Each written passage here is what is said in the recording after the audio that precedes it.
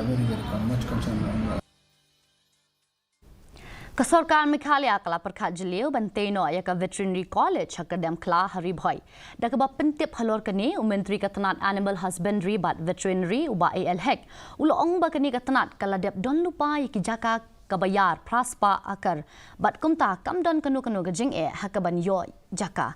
Da ka kirmen ru ba ka Sorkar pedeng kan mang tingka no shen na ka benta kani ka project. Hakabala penkriak syait ru ika kaipon ulo ong ba kani ke skul ba kan ai jing yarap shibun iki samla puli jong kani ke jela but jong kani ke than baro kawai. How big is it going to be and we have preparations, the proposal, the concept notes to have the veterinary college in Meghalaya. So we propose this, we have got land in Kyrdemkhla.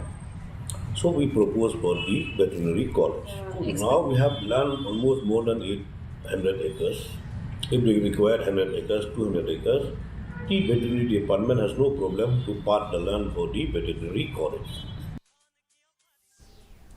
Sorkar jela